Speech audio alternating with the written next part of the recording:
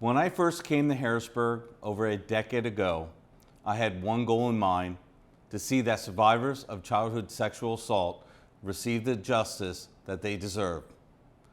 Following my bipartisan selection to be Speaker of the House last month, I vowed that the House would consider no other legislation until we provided that relief to survivors.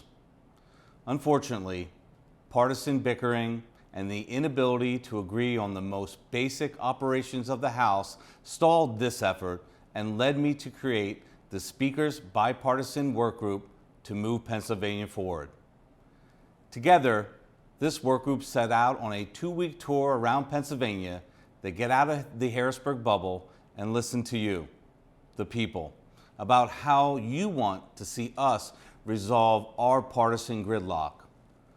I'm proud to say that we've heard from hundreds of people, both in person and through our website, who want to see Harrisburg fixed. Their suggestions were thoughtful. Their concerns were valid.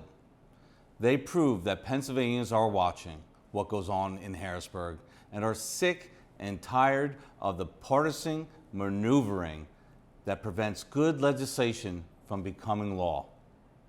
Now that we've heard from Pennsylvanians, the work group will get together and present a final product to both Democratic and Republican leadership to get us back on track. When we return to session on February the 21st, I will keep my promise to survivors of childhood sexual assault and bring up a constitutional amendment and a statutory bill, both which will provide a window to justice and desperately needed relief to victims. There are 2 reasons to pursue multiple pathways. First, the constitutional amendment puts the decision directly in front of the voters for the November election and enshrines these protections in our Constitution. Second, by also passing the window via statute, we can see this legislation signed into law as early as the beginning of March. I strongly urge the Senate to stand up for survivors, stop protecting abusers, and quickly pass both pieces of legislation when they return to session on February the 27th. My fellow Pennsylvanians, the time for justice is now. We must do what we know to be right.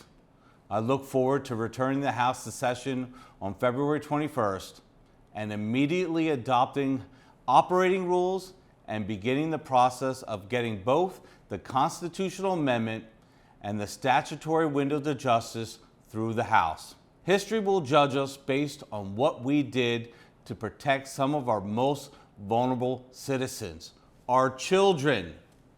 I urge my colleagues to stand with me and show survivors they will finally get their chance to know the truth, to get justice, and most importantly, expose these perpetrators who still live among us.